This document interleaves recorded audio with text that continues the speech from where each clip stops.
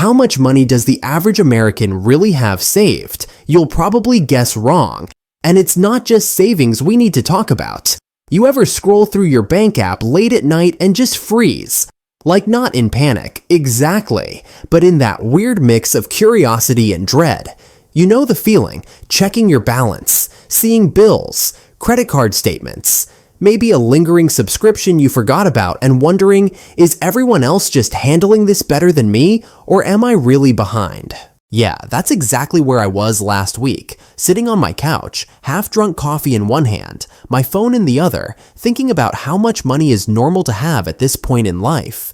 Is it just me, or does it feel like everyone else has a secret playbook for money? My name is David, and I spend way too much time thinking about money, personal finance, human behavior, and why some people somehow glide through financial challenges, while the rest of us are stuck wondering why we can't get ahead.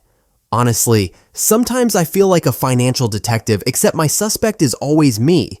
And that's the thing, money isn't just numbers, it's decisions, habits, tiny everyday choices that pile up over months, years, decades. And what I realized diving into the latest 2026 statistics about the average American's finances is that our assumptions about normal are wildly off. Seriously, the numbers will make you pause. Some of them will make you nod and say, "Oh yeah, that tracks," and others will make you spit out your coffee because you had no idea. By the end of this video, you're going to have a much clearer picture of where you stand, what might be holding you back, and maybe most importantly, what small but deliberate moves you can start making today to shift the trajectory of your financial life. And don't worry, this isn't a lecture or some boring spreadsheet session. We are going to walk through this like a conversation. You-me late-night coffee vibes and maybe a little existential money reflection thrown in. So, how much does the average American really have saved? How much debt is too much, and where do you fit into all of this? Stick around, I promise the truth is stranger than the myths we have all been told. The average savings shock. Let's start with savings. You probably imagine some neat, tidy account with a number that makes you feel secure. But here is the reality. In 2026, the average American has roughly $20,000 in savings. Yep, that includes checking savings and cash accounts combined. Now, $20,000 sounds like a decent chunk when you say it out loud, but here's the kicker: half of Americans have less than $6,000 saved. Let that sink in. That's not just a number, it's a reminder of how fragile financial security is for so many people. And honestly, when I first saw this, I paused. I thought, am I doing okay? And I had to check my own accounts. I remember talking to my friend Mike last month, he's 34, and when I asked him how much he had in savings, he laughed awkwardly and said, "Enough to cover a small emergency if nothing else goes wrong." That's basically the story for a lot of Americans. Unexpected medical bills, car repairs, even a sudden flight to visit family. These aren't luxuries. They are disruptions that can derail months of planning. So what does this mean for you? It means you need a realistic target. Don't get lost in averages, but use them as a mirror. If you're below the median, even by a little, it's worth thinking, where can I tighten? Where can I grow? And small, consistent deposits, even $50 a week, compound into real safety over time. It's not glamorous, but it works. Debt, the elephant in the room. If savings are shocking, debt is terrifying. The average American carries around $93,000 in debt. This includes mortgages, student loans, credit cards, basically everything except your car in some studies. And let me tell you, debt isn't just a number. It's anxiety in a spreadsheet. It's that pit in your stomach when you open your bills. It's the reason some people avoid looking at their bank app for days. I remember back in college, my roommate had a mountain of credit card debt. He paid the minimum each month and swore he was fine. But then he got hit with a medical emergency, and suddenly that $15,000 debt ballooned into $18,000 with interest and late fees. Watching him struggle, I learned early that debt isn't a problem you can ignore. It grows quietly like moss on a rock until one day it's covering everything. The key takeaway: know your numbers. Understand your interest rates. High-interest debt is an emergency.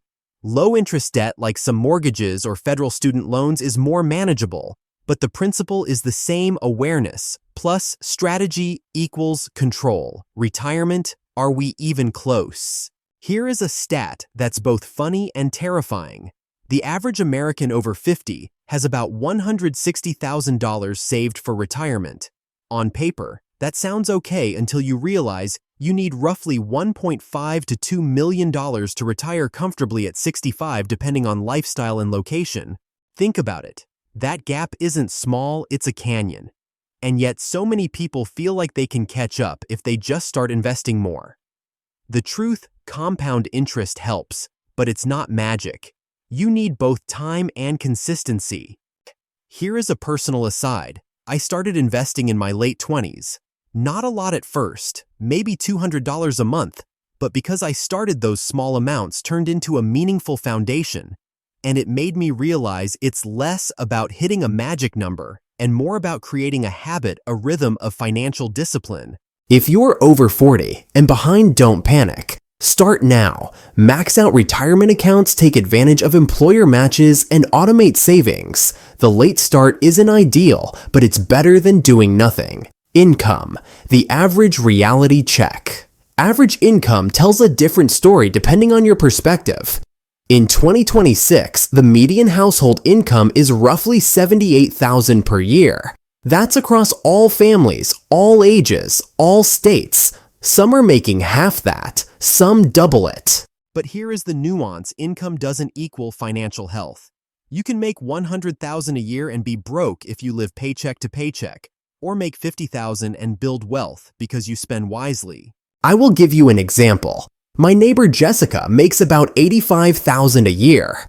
She lives in an expensive city, has 2 kids, a mortgage, student loans, and a car payment. She's never been in real financial trouble, but she feels stretched every month. Contrast that with my friend Paul, who makes $60,000 but rents a modest apartment, has no debt, and saves religiously. He's financially ahead.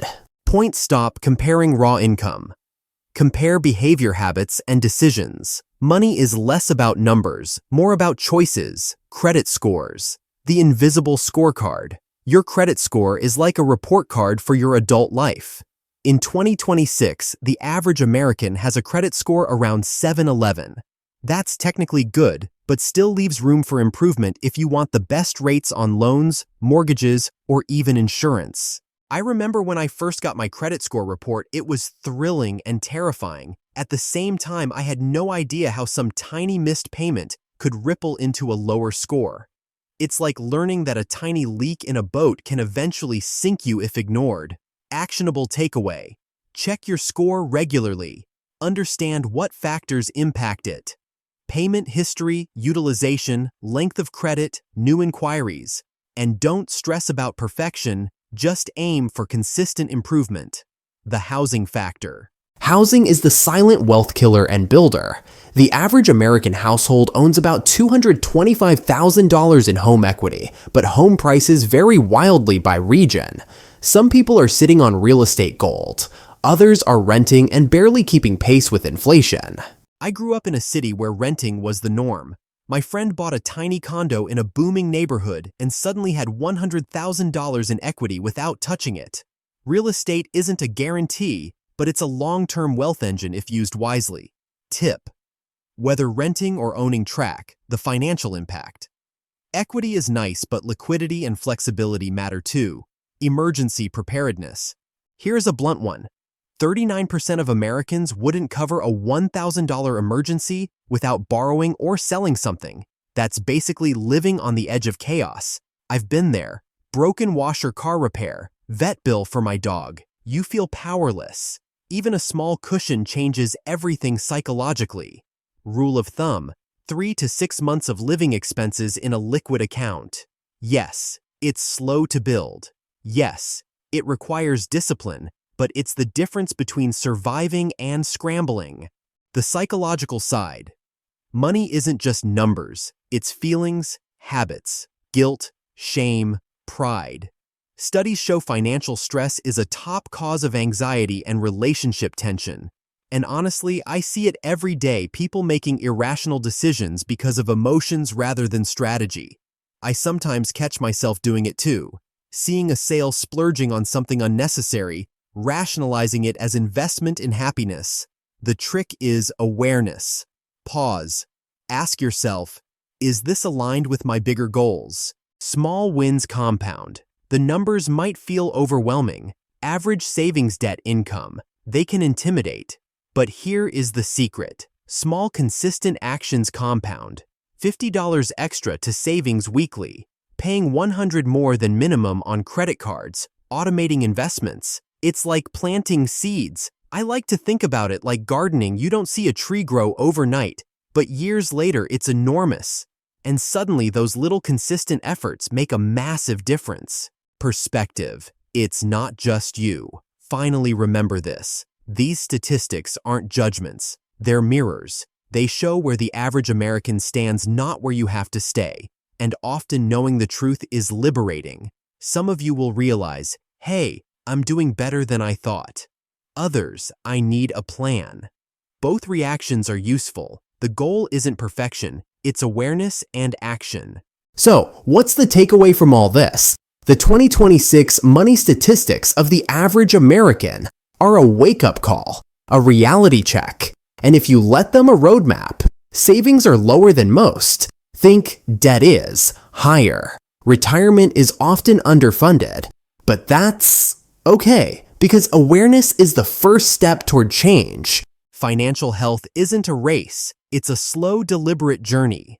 Start small, track your numbers, build habits that compound, automate, adjust, and above all, don't measure yourself against averages. Measure yourself against your potential. I promise you this. The numbers don't define you. Your habits, choices, and mindset do start today. Even a single step toward understanding your money better is progress. Even setting up a small automatic transfer to savings is a victory. Remember, the goal isn't to feel rich tomorrow. It's to feel secure, intentional, and in control over time.